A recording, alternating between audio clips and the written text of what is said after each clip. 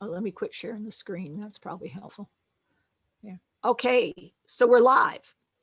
Oh, we figured out how to do it a different way. Corey will have to do some stuff. We're going to be using YouTube. It's a little more complicated, which means I have a learning curve.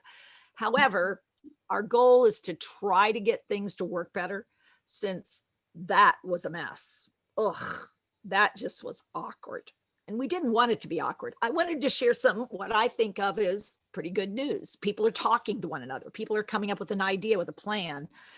They've got some details. They've got the whys and the hows. It's just good. I like it. So yeah, there are issues. I'm not saying there aren't. I'm saying we might have skipped some important people in the mix, and we might not be catching everything, but heck, it's a whole lot better than just saying, no, we can't, or I don't know, or we don't know when, or we don't know what to do. It's like, well, time out. We do know some things. Let's move forward with what we do know. And so a group from Canada and the US, a group of geriatricians and experts in geriatric care and in facility-based care, and people who are running communities, and people who are advocating for seniors and for people who are in those communities, got together and they worked it through. I mean, and I got to respect that. I mean, they didn't include everybody I'd like to have included. Well, they didn't include me, but who am I? But they also didn't include some of the frontline workers. As far as I could tell, they included the leadership, which is great. But, you know, the people who are going to be doing this stuff are frontline. Maybe they included directors of nursing. I suspect they did, and executive directors. And they did include advocates, facility advocates, community advocates, ombudsman type advocates, family type advocates.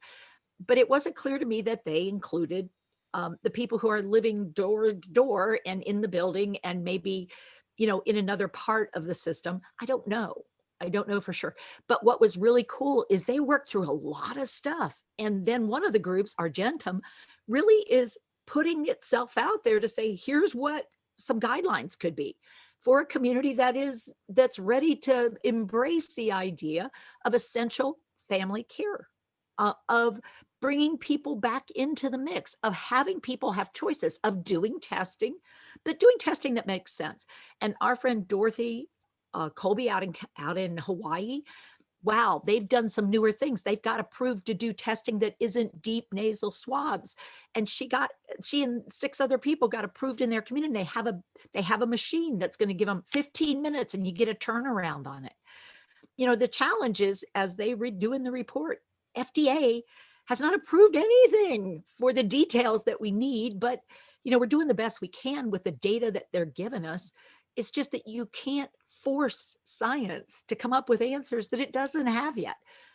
The concern I have is, are they doing the right research? Are they actually asking the right questions? Because they're getting so much pressure to ask specific questions. We just want to make sure they don't skip things that are really important to some of the people who are in the mix, or people who aren't even in that mix. They're out in the community and they're isolated. So when we talk about communities, at least this is something to work with. And something is better than nothing. So we're going to be doing our best to see what this says, investigate it carefully, and see how we can be helpful. Because something's got to change. And we want it to change for the good. So Corey will be taking this, moving this forward. I hope that when we get this out there, maybe it'll look a whole lot better than the first one I did. Thanks, everybody.